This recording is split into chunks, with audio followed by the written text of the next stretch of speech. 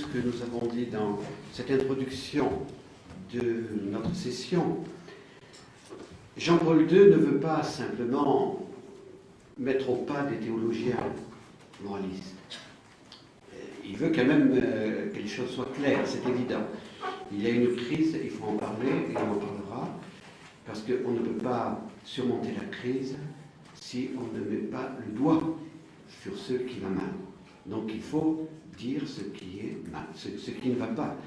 Mais en même temps, il faut bien comprendre, d'abord, ces théologiens moralistes qui enseignent des théories dont on reparlera, qu'on passera à parler ce soir et dont on parlera demain toute la journée, ces théologiens moralistes ne sont pas de mauvaise foi.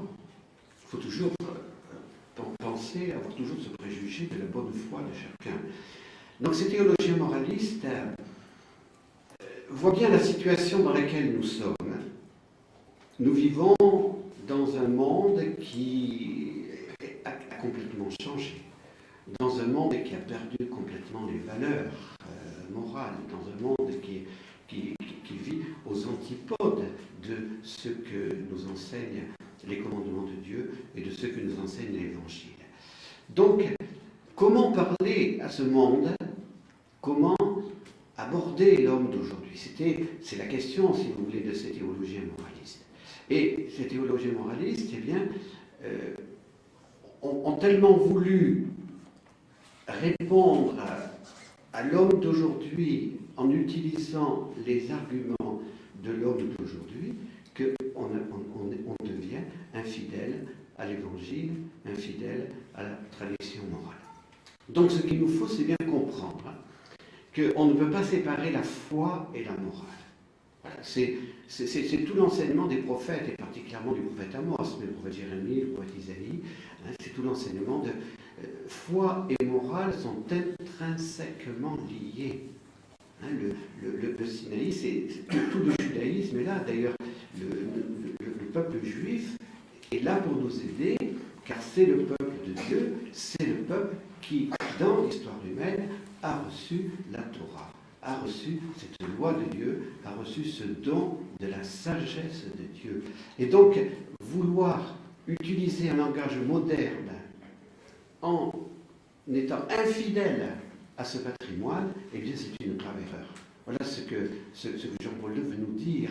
Et donc, en même temps, il faut reconstruire. On en reparlera lundi, comment reconstruire.